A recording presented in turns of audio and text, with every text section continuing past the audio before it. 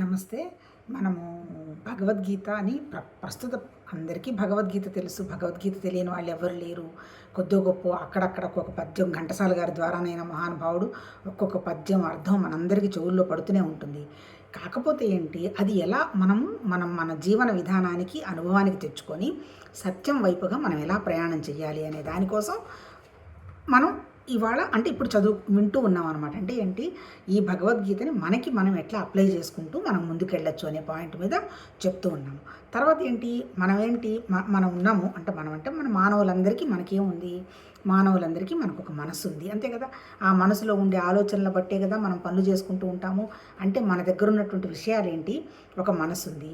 ఆ పని ఎలా చేయగలుగుతున్నాము, మన దగ్గర ప్రాణం ఉంది కాబట్టి.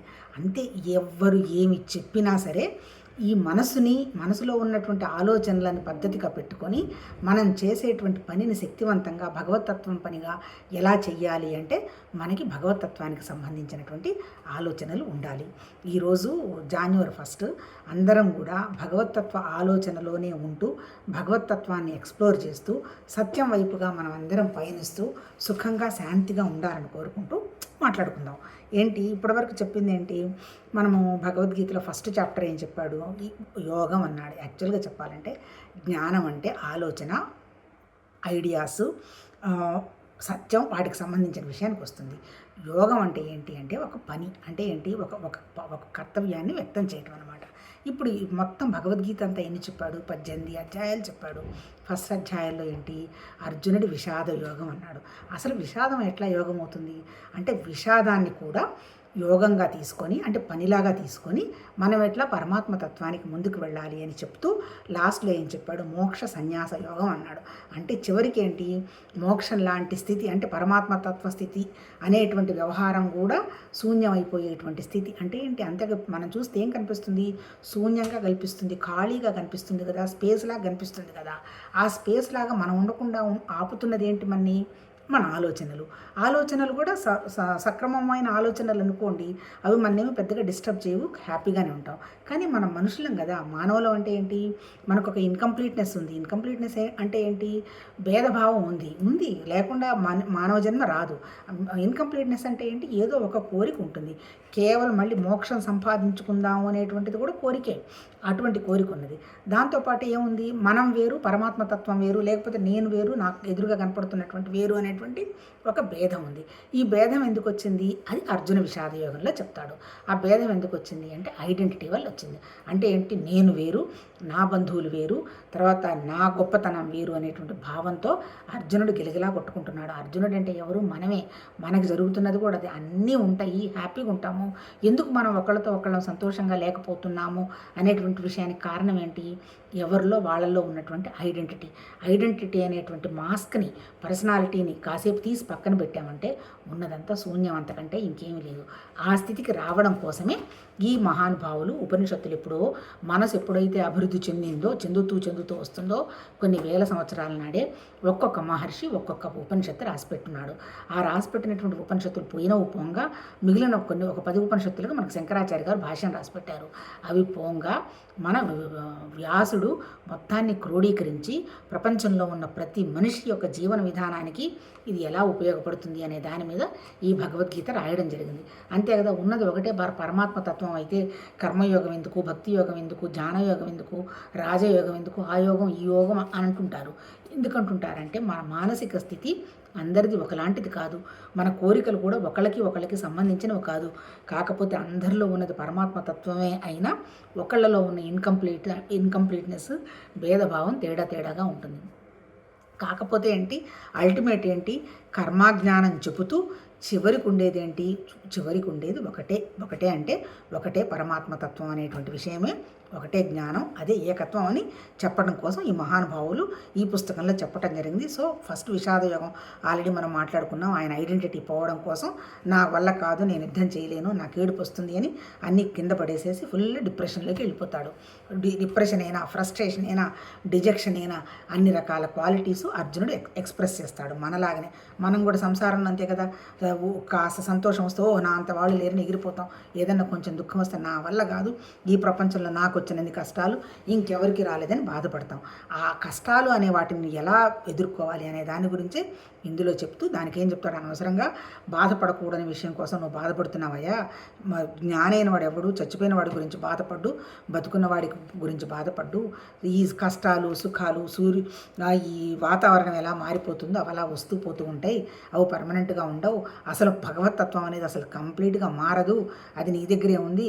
కాకపోతే నేను నా శరీరాన్ని సత్యం అనుకుంటూ దాంట్లో పడి నువ్వు బాధపడుతున్నావు తప్ప నీ శరీరం అనేది వచ్చిపోయేది, అది జస్ట్ నేచరు, ప్రకృతి, అది మార్పులు జరుగుతుంది. మార్పులు జరగకుండా ఉన్నది పరమాత్మ తత్వమేనని చెప్పి జ్ఞానం బోధించి, ఇంకా నీకు అర్థం కాలేదు కృష్ణ జ్ఞానం గురించి. ఎందుకు అర్థం కాలేదు అంటే, జ్ఞానం గురించి అర్థం కావాలంటే ముఖ్యంగా కోరికలన్నీ పోయి మనస్సు బుద్ధి చిత్తం అవన్నీ కూడా ప్రశాంత స్థితికి వచ్చినప్పుడు మాత్రమే నువ్వు జ్ఞానాన్ని అర్థం చేసుకోగలిగిన స్థితిలో ఉంటావు. నీకంటే మనకి, అందుకే మనకి ఇంకా జ్ఞానం అర్థం చేసుకునే స్థితి లేదు. కాబట్టి అసలు నువ్వు ఎందుకు పనిచేస్తున్నావు అనే విషయాన్ని కూడా కొంచెం గ్రహించు, అప్పుడు నీకు విషయం అర్థమవుతుంది అని ఇదే సాంఖ్యయోగంలోనే జ్ఞానం చెప్పి కర్మయోగం చెప్పాడు. అది మనం వింటూ ఉన్నాం అనమాట. ఇప్పుడు ఇందులో ఏం చెప్పాడు, నిన్న కొన్ని మాట్లాడుకున్నాము కర్మ గురించి. ఏం మాట్లాడుకున్నాము, నువ్వు 3 గుణాలను దాటే స్థితికి వెళ్ళాలి, ఉన్నదంతా ఒకటే స్థితి.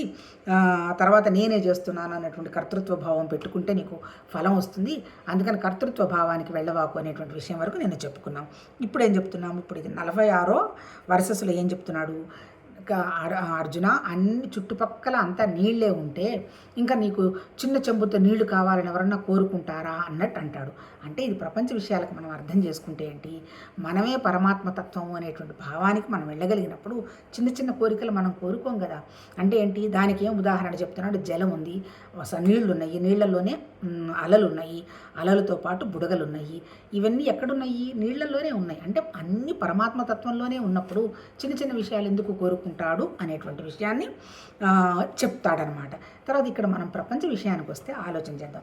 ఇప్పుడు సపోజ్ నాకు ఒక పెద్ద ఆలోచన ఉందనుకోండి, పెద్ద ఆలోచన అంటే నేను ఏదైనా ఒకటి సాధించాలి, లేదంటే నేను ఒకటి కనిపెట్టాలి అనేటువంటి విషయం ఉంది, లేదా అవి కూడా తీసి పారేద్దాం. లేదు ఒక ఏమంటారు దాన్ని, ఒక మిస్ వరల్డ్ మిస్ ఇండియానో కావాలి అనేటువంటి కోరిక ఉంది. ఆ కోరిక ఉన్నప్పుడు పాపం వాళ్ళు ఏం చేస్తారు, ఒక న్యూట్రిషనిస్ట్ అపాయింట్ చేసుకుంటారు, ఒక ఫిజికల్ ఫిట్నెస్ ఉండాలి ట్రైనర్ని అపాయింట్ చేసుకుంటారు, కాన్ఫిడెన్స్ రావటం డిప్రెషన్ కోసం ఒక సైకాలజిస్ట్ని అపాయింట్ చేసుకుంటారు, ఇన్ని చేసుకుంటారు. ఎందుకు ఇన్ని చేసినా ప్రాక్టీస్ చేయాల్సింది ఎవరు, ఆ అమ్మాయిగా. ఏం చేయాలి, ఆ అమ్మాయి ప్రాక్టీస్ చేయాలంటే న్యూట్రిషనిస్ట్ ఏం చెప్తుంది, అమ్మ నువ్వు ఏమి రుచికరమైనవి ఏవి నువ్వు తినకూడదు, రుచికరమైనవి కనుక తింటే నీకు ఫ్యాట్ పెరుగుతుంది, నువ్వు నీ స్కిన్ అది బాగుండదు. ఇదిగో దీంట్లో రుచి లేకపోయినా సరే ఏది ఈ మనం సాలెడ్స్ అంటారు కదా, అవన్నీ వేసి నీకు ఉప్పు కూడా వేయకుండా అవి నువ్వు తిని బతకాలి అంటారు. ఓకే అంటుంది, ఎందుకంటుంది, అట్లా ఇదిగోనమ్మా నువ్వు 4 గంటలు 5 గంటలో జిమ్లో పడి ఉండాల్సింది, నేను నీ స్కిన్ టోన్ కానీ నువ్వు పర్సనాలిటీ కానీ బాగుండాలంటాడు. ఓకే ఉంటానంటుంది. అట్లాగే ఇదిగోనమ్మా నీకు ధ్యానం అనేది నీకు భగవంతుడి విషయం అయినా కాకపోయినా నువ్వు మనసు ప్రశాంతంగా ఉండాలంటే 1 గంట కూర్చోవాల్సిందే, నువ్వు కదలకూడదు అంటారు. ఓకే కూర్చుంటానంటుంది. ఎందుకు ఇవన్నీ చేస్తుంది, ఆ అమ్మాయి గోల్ ఏంది, ఆ అమ్మాయి ఆ క్యాట్ వాక్ చేసి అంటే అందరిలోకి తను మిస్ వరల్డ్ మిస్ ఇండియాలో తెచ్చుకోవాలి. అప్పుడు తను ఏం పోగొట్టుకుంటోంది, ఇవన్నీ పోగొట్టుకుంటుంది. కానీ ఇవన్నీ పోగొట్టుకుంటున్నారని ఆ అమ్మాయి అనుకుంటుందా, ఎవ్వరు అనుకోరు. ఎందుకు అనుకోరు, ఆ అమ్మాయి గోల్ హయ్యెస్ట్. ఇప్పుడు ఇక్కడ చెప్పింది కూడా అదే. అంటే ఏంటి, ప్రపంచ విషయాల్లో మనం ఉండాలి అంటే ఏం చేయాలి, చిన్న చిన్న విషయాలు వదిలిపెట్టాలి అంటే ఒక గొప్ప విషయం పట్టుకోవాలి. సపోజ్ కోర్టులోకి వెళ్ళి ఏదో సుప్రీంకోర్టులో ఒక కేసు ఆర్గ్యుమెంట్ చెప్పాల్సింది అనుకున్నాడు అనుకో, ఒక అడ్వకేటే అనుకుందాం కాసేపు. అప్పుడు ఇంట్లో నీకు గ్యాస్ పక్కన గ్లాస్ పెట్టారు, గ్యాస్ సరిగా తుడవలేదు, ఇవన్నీ ఎవరన్నా ఆలోచిస్తారా, ఆలోచించరు. ఎవరు ఆలోచిస్తారు, ఎవరికైతే పని ఉండదో వాళ్ళను విధి చేస్తున్నామని 24 గంటలు అనవసరపు విషయాల మీద ఫోకస్ పెడతారు. ఇప్పుడు వీడియోలు చూడండి, నిజంగా రిలాక్స్ కోసం ఇప్పుడు 15 నిమిషాల్లో 20 నిమిషాల్లో చూస్తే తప్పులేదు. 24/7 దాన్నే పట్టుకొని అనవసరపు విషయాలు పట్టుకొని ఊగులాడుతున్నారంటే అర్థం ఏంటి, వాళ్ళకి ఏం పని చేయాలో తెలీదు, ఆ మనసును ఎలా ఉపయోగించుకోవాలో తెలీదు. ఇప్పుడు ఇక్కడ చెప్పింది ఏంటి, ఇప్పుడు మనకి భగవాన్ కృష్ణ పరమాత్మ భగవద్గీతలో చెప్పింది ఏంటి, గోల్ హైయెస్ట్గా పెట్టుకో అన్నట్టు చెప్పారు. తర్వాత ఇంకా ముందుకెళ్తే ఏం చెప్పారో తెలుసా, ఎవరు కూడా మేము దైవత్వాన్ని ఇలా చూసామని ఏ ఋషులు కూడా చెప్పలే. కాకపోతే వాళ్ళు ఏం చెప్పారో తెలుసా, నీకు తెలియని విషయం దాని మీద నువ్వు డిస్కవరీ మొదలు పెట్టారంటే నీ బుద్ధి వికాసం చెందుతుంది. ఎప్పుడైతే నువ్వు బుద్ధి వికాసం చెందుతుందో సత్యమేంటో అసత్యమేందో కనుక్కుంటావు. అంటే నువ్వు సత్యమైందో అసత్యమే, అదే తపస్సు అంటే. తపస్సు అంటే పోయి ఒంటి కాళ్ళ మీద ఉండి అన్నాలు మానేసి అవన్నీ తపస్సు కాదు. మనల్ని మనం విచారణ చేసుకోగలిగిన శక్తి కనుక ఉంటే కర్మతో సంబంధం లేదంటాడు.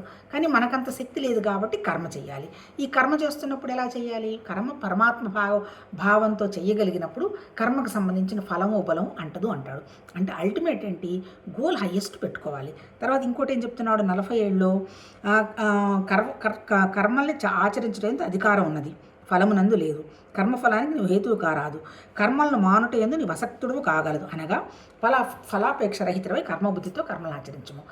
ఇప్పుడు ఇందులో ఇక్కడ మన ప్రశ్న ఏంది, కర్మ వల్ల ఏమీ రాదు, కర్మ ఫలితం నీకు అవసరం లేదు, మరి ఎందుకు నేను అనవసరంగా శ్రమ చేయాలి? అవసరం ఉందా? చేయాల్సిన అవసరం ఉందా? హాయిగా కూర్చుంటే ఎక్కడో ఏ చెట్టు కింద కూర్చుంటే ఎవడో అంత ముద్ద పెడతారు, తిని కూర్చోకు వచ్చు కదా అంటాడు. కానీ ఇక్కడ మహానుభావుడు అలా చెప్పటల్లా.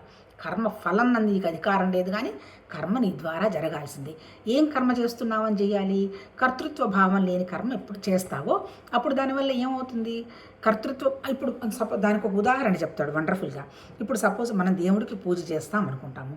పూజ చేసినప్పుడు ఏం చేస్తాము, చక్కగా నీట్గా దేవుడు ఫొటోస్ గిటోస్ అన్నీ తీసి ఫ్రెష్ పూలు తీసుకొచ్చి, అంతే కదా, ఫ్రిడ్జ్లో ఉన్న లేకపోతే ఎండిపోయిన పూలు దేవుడికి పెట్టాం కదా, మంచి పూలు పెట్టి చక్కగా ప్రసాదం గిసాదం కూడా పద్ధతిగా తయారు చేసి పెట్టి, అంటే ఏంటి అన్నీ కూడా ఫ్రెష్ అనమాట.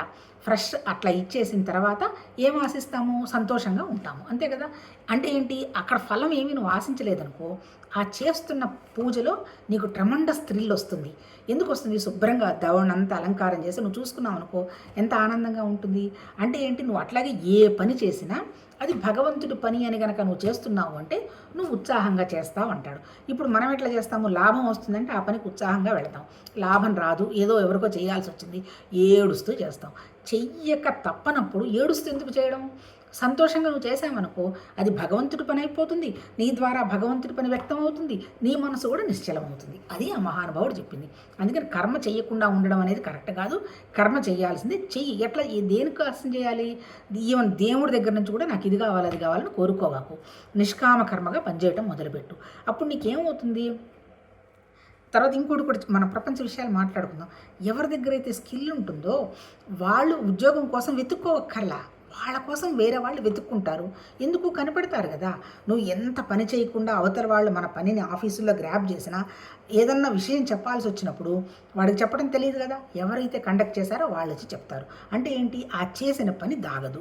అంటే ఏంటి, మనం ఒకళ్ళ కోసం చేయడం కాదు, మన కోసంగా మనం పని చేసుకుంటూ పోతే మన స్కిల్ డెవలప్ అవుతున్నప్పుడు మనం ఏ పని నాకు ఈ పని ఇవ్వు ఆ పని ఇవ్వని ఎవరిని మనం అడగపనిలే, ఆ పని మనం వెతుక్కుంటూ వస్తుంది. కావాలంటే మీ అందరికీ అనుభవం ఉంటుంది, చూడండి. ఒకళ్ళకి ఎందుకు వచ్చిందని పక్క వాళ్ళంతా బాధపడుతుంటారు. వాళ్ళు ఆ పనికి అర్హత సంపాదించుకొని ఉంటారు, లేకపోతే రాదు. అంటే ఇప్పుడు అల్టిమేట్ ఏంది, పని చెయ్యాలి, పనికి అర్హత సంపాదించుకోవాలి, పని భగవంతుడి పనిలాగా చెయ్యాలి. ఆ చేస్తున్న పనికి టెన్షన్ పడకుండా ఉండాలి. చేస్తున్న పనికి టెన్షన్గా ఎప్పుడు పడకుండా ఉంటావు? ఆ పని నువ్వేం ఆశించుకుంటే టెన్షన్ పడతావు, ఆ ఫలం ఆశించుకుంటే టెన్షన్ పడతావు. కేవలం భగవతత్వ పని ద్వారా జరుగుతుంది. 24/7 ఒకటి ఆప్ చేసుకున్నావు, చెయ్యాలిగా. మనకు ఇచ్చినటువంటి పని. ఇప్పుడు నేను తల్లిగా నాకు భార్యగా వంట చేసి పెట్టాల్సిన బాధ్యత ఉంది కదా, చెయ్యాలి. ఓపిక లేదు, దట్ ఈస్ డిఫరెంట్ ఇష్యూ. ఓపిక ఉన్నప్పుడు ప్రసాదం అనుకొని పర్ఫెక్ట్గా నువ్వు చేయగలిగినప్పుడే మన ఇంట్లో వాళ్ళందరి ఆరోగ్యాలు బాగుంటాయి. నేను ఎందుకు చేయాల్సి వచ్చింది, నాకు బాగలేదు కదా, ఇటువంటివన్నీ అనుకోకూడదు. అంటే అర్థం ఏంటి, భగవద్గీతలో చెప్పింది, చేసే ప్రతి పని ఫలితం ఆశించకుండా భగవంతుడి పనిని చేయగలిగినప్పుడు మన మనస్సు నిశ్చలమవుతుంది. వేరే లాభాలు నష్టాలు దేవుడు దయ్యం భూతం తీసి పక్కన పెట్టినా మనం చాలా మంచిగా సంతోషంగా ఉంటాం. మనకు అవసరమైన పని మనం ఎత్తుక్కుంటూ మన దగ్గరికి రావడం జరుగుతూ ఉంటుంది. అంటే ఏంటి, మన దగ్గరకు వస్తున్నది ఏదైనా సరే భగవంతుడు మన కోసం ఇచ్చిన పని అన్నటువంటి విషయం ఎప్పుడు గుర్తుపెట్టుకొని సంతోషంగా చెయ్యాలి. ఇది 47 వర్సెస్లో చెప్పాడు. 48 ఏం చెప్తాడు, యోగసిద్ధుడవై స్థితుడవై ఆసక్తిని వీడి సిద్ధి అసిద్ధుల ఏడ సమత్వభావం కలిగి ఉండి కర్తవ్యాలను ఆచరించము. ఈ సమత్వభావమే యోగమందురు. మన ఎంటైర్ భగవద్గీత కానీ ఎక్కడ చెప్పినా చెప్పింది ఏంటి, సమత్వం యోగనిష్టతే అంటాడు. అంటే ఏంటి అంటే సమత్వం యోగనిష్టతే అంటే ఏంటి, నువ్వు ఏ పని చేసినా సమత్వ భావంతో, అంటే ఏంటి దేనికి ఎక్స్ట్రీమ్ అవసరం లేదు, అదేదో వస్తుంది ఇదేదో వస్తుంది ఎమోషన్స్ పని లేదు. ఏ ఇస్తున్న పని భగవతత్వం అనేటువంటి సమభావనతో కనుక నువ్వు చేయగలిగితే వస్తే దానివల్ల వచ్చే సిద్ధులు బొద్దులు అవన్నీ కూడా అవసరం లేదు అంటాడు. ఏమొచ్చినా సరే అంటే దానివల్ల ఇప్పుడు నువ్వు ఫలితం ఆశించినప్పుడు నీకు లాభం వచ్చినా నష్టం వచ్చినా నీకు సంబంధం లేదుగా. ఫలితం వచ్చింది భగవంతుడి దయ అంటాం, ఫలితం రాలేదు అనుభవం వచ్చింది అది కూడా ఇలా జరగాల్సింది ఏదో నేర్చుకోవాల్సిందేమో అంటావు. అంటే ఏంటి, సమత్వం ఎప్పుడైతే వస్తుందో దీనికి పొంగవు దానికి దుఃఖం లేదు, అలా నీ ద్వారా కర్తవ్యం నిర్వర్తించబడాలి అంటాడు. అంటే ఇది ఎందుకు అంటాడు చెప్తాడు మళ్ళీ. ఈ సమత్వ బుద్ధి యోగం కంటేను సకామ కర్మ మిక్కిలి నిమ్మశ్రేష్ఠికి చెందినది కావున సమత్వ యోగంచే ఆశ్రయం ఏలనన ఫలాసక్తితో కర్మలు చేయవారు అత్యంత దీనులు కృపణులు. తర్వాత ఏంది, లాభం ఆశించి చేసేవాళ్ళు దీనులు అంటాడు. అంతే కదా, ఎక్కడ పోయినా నాకు ఇది వస్తుందా, గుడికి పోతావు కొబ్బరికాయ కొడుతున్నా ఆయన నా పిల్లల్ని చూడని అడుక్కుంటాము అంటే వాళ్ళది అది దీనత్వం అనమాట. ఎక్కడో ఒక సామెత కూడా ఒక ఋషి ఎవరో చెప్తాడు, లోపలికి వెళ్ళి వాళ్ళు అడుక్కుంటున్నారు బయట ఉండి నేను అడుక్కుంటున్నాను అంటాడు. అడుక్కోవడం కాదు, అర్హత సంపాదించుకో, నువ్వే దేవుడు అంటున్నాడు, దైవత్వం నీలోనే ఉందంటున్నాడు. అందుకని నేను బలహీనులని ఎందుకు ఏడవడం జరుగుతుంది, ఇన్కంప్లీట్నెస్ అంటే కోరికలు భేదము. కోరిక నాకు అవసరం లేదు, ఏదొస్తే అది నాకు పరమాత్మ భావం అనుకున్నావు అనుకో టెన్షన్ లేదు, ఏ పని వస్తే అది పరమాత్మ భావంతో జరుగుతుంది అనుకున్నావు అనుకో నీకు టెన్షన్ లేదు. అందుకని సమత్వ బుద్ధి పెట్టుకొని సకామ కర్మ అంటే మనకు వచ్చినటువంటి మంచి కర్మ. మళ్ళీ ఇక్కడ సకామ కర్మ అంటే మళ్ళీ ఇక్కడ 2 రకాలుగా చెప్తాడు. ఒకటి నిష్కామ కర్మ, రెండోది నిష్ఫల కర్మ. అంటే నా లాభం కోసం నేను చేసుకునేది నిష్ప్రయోజనం, అంతే కదా. నేను పోయి నాకేదో చేసుకొని నేను తినాలి అనేటువంటి ఆలోచనతో నేను వెళ్ళాను అనుకో అది ఎవరికి లాభం, నిష్ప్రయోజనం. అట్లాగే పక్క వాళ్ళకి చేసి పెట్టి అది ప్రసాదంలాగా నేను మిగిలింది నేను నోట్లో వేసుకున్నాను అనుకో అదేంటి, అది ఫలం లేకుండా చేసే పని అనమాట. అంటే ఎట్లా చేయమంటున్నాడు ఆయన పని, సకామ కర్మ అంటే ఏంటి, నువ్వు ఫలితం ఆశించకుండా నీ పని కోసం నువ్వు చేసుకోకుండా నీ స్వార్థం కోసం నువ్వు చేసుకోకుండా అంత భగవతత్వం అనేటువంటి పనిని నువ్వు నిర్వర్తించగలగాలి అంటాడు. తర్వాత ఇంకోటి ఏం చెప్తాడు, సమత్వ బుద్ధియుక్తుడైన వాడు పాపపుణ్యాలు రెండింటినీ ఈ లోకానందే త్యజించును అనగా కర్మఫలాలు అంటావు. కనుక నీ సమత్వ బుద్ధి రూపయోగమును ఆశ్రయించము, ఇదే కర్మాచరణ కౌశలం అనగా కర్మబంధాల నుండి ముక్తుడు ఒకటి ఇదే మార్గం అంటాడు. అంటే ఏంటి, ఎవరికి కూడా కర్మ చేయటంలో టెన్షన్ ఉండదు, ఆ కర్మలో కౌశల్యం లేకపోతే టెన్షన్ వస్తుంది. అంటే ఇప్పుడు మనం ఎప్పుడు కర్మ కౌశల్యం ఉండకుండా పోతుంది, ఎప్పుడు నువ్వు ఫలితం మీదనే కాన్సన్ట్రేషన్ పెట్టావనుకో నువ్వు పని ఎక్కడ నేర్చుకుంటావు.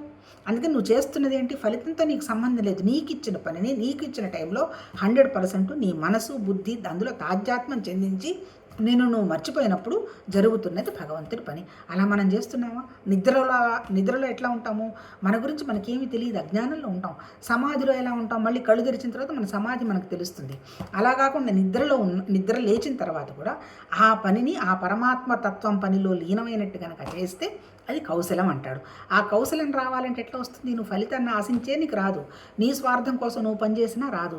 కేవలం భగవంతుడు, ఇందాక చెప్పాను పూజ జరుగుతున్నప్పుడు ఎలా చేస్తాము, ఆ పూజకు అన్నీ మంచివే ఇద్దామని చూస్తాం కదా, అట్లాగే మంచి పనులే జరగాలనేటువంటి ఆలోచనలతో నువ్వు చేసావు, అక్కడి నుంచి నీకేదో వస్తుందని చెయ్యవు. నీకు ఇచ్చిన పనిలో నువ్వు ఆ పొటెన్షియాలిటీ నీ బయటపెట్టి దాంట్లో నుంచి నీ ఇన్పుట్ ఇచ్చి తీసుకోవాలని చూస్తావు. ఎప్పుడు ఇస్తావు ఇన్పుట్, ఎప్పుడు ఇవ్వగలుగుతావు, నీ మనసు నిశ్చలంగా భగవతత్వంతో లింక్ అయ్యి స్వార్థం లేకుండా లాభ నష్టాలు ఆలోచించుకున్నప్పుడు మాత్రమే అలా చేయగలుగుతావు. అలా చెయ్యాలి, అది కర్మకౌశలం అంటాడు. తర్వాత ఇంకోటి, మోహం అనేది ఊబి నుండి పూర్తిగా బయటపడినప్పుడే వైరాగ్యం పొందగలమంటాడు. ఎప్పుడు నువ్వు ఇది ఎట్లా జరుగుతుంది, నీకు అటాచ్మెంట్ ఉంటే ఎట్లా జరుగుతుంది, మోహం అంటే ఏంది, నీకు కోరిక ఉంటే ఎట్లా జరుగుతుంది, కోరిక ఉంటే ఇన్కంప్లీట్నెస్ వచ్చేస్తుంది, ఇన్కంప్లీట్నెస్ వస్తే ఇది వస్తే ఇంత వస్తుంది, ఇది ఉంటే ఇంత వస్తుంది అని బేరసారాలు మొదలు పెడతావు. అప్పుడు ఎలా చేస్తావు, చెయ్యలేవు. అందుకని ఏంది ఇప్పుడు ఈ కర్మయోగంలో ఆయన మొత్తం చెప్పింది ఏంది, నీ బుద్ధిని పరమాత్మ యందు నిశ్చలంగా స్థిరంగా ఉన్నప్పుడే నీవు ఈ యోగాన్ని పొందగలవు, అనగా నీవు పరమాత్మతో నిత్య శాశ్వత సంయోగం ఏర్పడు. ఇప్పుడు ఇంత చెప్పింది ఇంత అల్టిమేట్ ఏంటి, నువ్వు ఎప్పుడైతే హయ్యెస్ట్ థాట్ మీద 24/7 ఫోకస్ పెట్టగలిగినప్పుడు మాత్రమే ఇలా నువ్వు మనసుని నీ బుద్ధిని నువ్వు ట్యూన్ చేసుకొని కరెక్ట్గా నువ్వు పని చేయగలుగుతావు. మనసు బుద్ధి పెట్టలేకపోతే నీకు సాధ్యం కాదు. మనసు బుద్ధి ఎందుకు పెట్టలేవు? నీకు ఉన్నదేంటి? నేనే చేస్తున్నాను, నాకేం ఫలితం వస్తుందా అనే గోల, లాభం రాకపోతే ఏడుపు, ఏదైనా కొంచెం ఒకటో రూపో సక్సెస్ వచ్చిందంటే నా అంత వాళ్ళు లేరని సంతోషం. అంటే ఏంటి? అహంకారం మమకారంలో గిలగిలా కొట్టుకున్నప్పుడు నీ మనసు అసలు ఒక మంచి విషయం మీద ఎట్లా నిలబడుతుంటుంది? మరి ఉద్యోగం చేసుకుంటున్నావు, డబ్బులు సంపాదిస్తున్నావు, చేసుకుంటున్నావు మెకానికల్గా, పొద్దున్నే లేచావు, పోయినావు, తెచ్చుకున్నావు, నెల అయింది, జీతం అయింది, అంతే రొటీను. ఇప్పుడు చీమ దోమ ఈగ అవన్నీ వాళ్ళు కూడా పెళ్ళిళ్ళు చేసుకుంటున్నా అంటే పెళ్ళిళ్ళు ఉన్నాయో మనకు తెలియదు, పుడుతున్నాయి, ఉంటున్నాయి, చచ్చిపోతున్నాయి కదా. అంతకంటే మన లైఫ్ మాత్రం ఏముంటుంది? మనం మ్యాగ్నెటిక్గా ఉండాలి అంటే మన బుద్ధిని పదును పెట్టుకోవాలి. బుద్ధిని పదును పెట్టుకోవాలి అంటే మనం బుద్ధిని పదును పెట్టుకునే శక్తి కనుక ఉందనుకో, ఈ కర్మతో మనకి పని లేదని చెప్పాడు. ఒక్క జ్ఞానం ఒక్కటి చాలంటాడు. అంటే ఏంటి? విచారణ కనుక నువ్వు చేసుకోగలిగినప్పుడు, అంతా పరమాత్మతత్వం అనేటువంటి భావంలో ఉన్నప్పుడు నువ్వేం చెయ్యక్కర్లా, అవన్నీ జరిగిపోతూ ఉంటాయి అంటాడు. అంత స్థితి లేనప్పుడు ఏం చేయాలి? కర్మ చేయాల్సిందే. ఆ కర్మను ఎలా చేయమంటాడు? హ్యాపీగా చెయ్యి. ఇచ్చిన ఏ పనినైనా సరే సంతోషంగా చెయ్యి. అంతేగాని ఆ పని వల్ల సంతోషం వస్తుంది అని నువ్వు అనుకున్నావంటే పని వల్ల సంతోషం వచ్చినా తాత్కాలికంగా ఉంటుంది, పోతుంది. నువ్వు చేస్తున్న పని నీకు ఆనందం అని కనుక చేయగలిగావంటే నీలో ఉన్నటువంటి శక్తి, ప్రాణశక్తి పెరుగుతుంది, నీ మానశక్తికు శక్తి పెరుగుతుంది. పెరిగిన తర్వాత ఏమవుతుంది? మానసిక శక్తి పెరిగినప్పుడు ఏది సత్యమో ఏది అసత్యమో అని గ్రహించుకుంటావు. సత్యం గురించినటువంటి పాయింట్ మీదనే 24 గంటలు ఉండగలుగుతావు. అప్పుడు ఈ అనవసరమైనటువంటి చెత్తాచెదారం విషయాలన్నీ వెళ్ళిపోయి మనసు ప్రశాంతంగా పరమాత్మ భగవతత్వం ఎట్లా ఉంది? భగవంతుడు నాకు ఏదైనా ఇవ్వాలని ఆయన కోరుకుంటున్నాడా? ఈ పూజలు పునస్కారాలకు మనం పోతున్నాం కానీ ఆయన వచ్చి ఇదిగో నాకు ఈ పువ్వు ఇయ్యి, తిరుపతికి రా, లేకపోతే షిరిడి సాయిబాబాకి రమ్మని ఆయన అని పిలుస్తున్నాడా? ఆయనకి ఏం అవసరం? ఎందుకు? ఆయన నిత్య తృప్తుడు, ఏం అవసరం లేదు. మనం బలహీనలో తృప్తి లేదు. ఎంతున్నా మన ఆశ చావదు కాబట్టి ఎక్కడేదో అదే అక్కడికి పోతే అది వస్తుంది, ఇక్కడికి అయితే అది వస్తుంది, ఈ స్వామీజీ ఏదో ఇవ్వబోతున్నాడు, ఆ స్వామీజీ ఏదో ఇవ్వబోతున్నాడని వాళ్ళ చుట్టూ గోలగోలగా తిరిగి ఆ జ్యోతిష్యాలను ఈ జ్యోతిష్యాలను నమ్మి ఇంత సైంటిఫిక్గా పెరిగిన తర్వాత కూడా మానసికంగా మన కోరికల కోసం మన బలహీనలు అయిపోతున్నాం. ఇప్పుడు మనం చేయాల్సింది వాట్ ఈజ్ ట్రూత్ అని మన బుద్ధిని ఉపయోగించి మనమే చెయ్యాలి. బుద్ధుడంటే అర్థం ఏంటి? బుద్ధుడంటే ఆయన సిద్ధార్థ, ఆయన పేరు, ఆయన సాధన చేస్తున్నాడు. కాకపోతే ఎవరికైతే బుద్ధి వివేకం చెందించుకుంటారో వాళ్ళందరూ బుద్ధులే. మనం కూడా చేయాల్సింది ఏంటి? ఈ మెకానికల్ యాక్షను వీటన్నిటిని తీసిపడేసి మన బుద్ధిని సత్యమైంది అసత్యమైందని తెలిసినప్పుడు ఆటోమేటిక్గా అన్ని విషయాలు తెలుస్తాయి. నువ్వు పరమాత్మతత్వం అంటే ఏంటి? నువ్వు నిత్యంగా శాశ్వతంగా సంతోషంగా ఉంటాడు అని చెప్పి ఈ రోజుతోటి ఈ కర్మయోగం 53తో అయిపోయింది. రేపటి నుంచి ఏదో స్థితప్రజ్ఞుల యొక్క లక్షణాలు ఏదో చెప్పపోతారేమో చూద్దాం. అల్టిమేట్ ఏం లేదండి, మన ఆలోచనని ఒకే ఒక ఒక బ్రహ్మాకార వృత్తి అంటే ఏం లేదు, భగవంతుడి ఆలోచన లేకపోతే ఒక హయ్యెస్ట్ ఆలోచన ఎప్పుడైతే పెడతామో మిగిలిన ఆలోచనలకన్నిటికీ విలువ ఇవ్వడం తగ్గించేస్తాం. మిగిలిన ఆలోచన కనుక లేకపోతే పని ఉండదు, పని లేకపోతే అటు ఇటు పరిగెత్తటం ఉండదు. ఏది అవసరమో అదే మన ద్వారా జరగడానికి అవకాశం ఆ పరమాత్మతత్వంలో మనకు వస్తూ ఉంటుంది. ఎందుకు? మనము భగవతత్వం వేరు కాదు. అదే పాపం ఈ భగవద్గీతలో చెప్పున్నాడు. ముఖ్యంగా ఏంటి అంటే ఏ విషయానికి కూడా నాకు అది కావాలి ఇది కావాలని టెన్షన్ పడద్దు. నీ ఇచ్చిన పని నువ్వు చేసుకుంటూ పోతే నీకు ఏది అవసరం వస్తే అది నీ ముందుకు వచ్చి నిలబడుతుంది. ఆ శక్తి నీకే ఉంది. ఎప్పుడు నువ్వు స్వార్థం లేకుండా లాభం ఆశించకుండా నీకు ఇచ్చిన పని నువ్వు చేసుకుంటూ పోతేనే సాధ్యం అవుతుంది అని ఈరోజు ఇంతవరకు చెప్పడం జరిగింది. రేపు మిగిలింది కంటిన్యూ చేస్తాను. నమస్తే.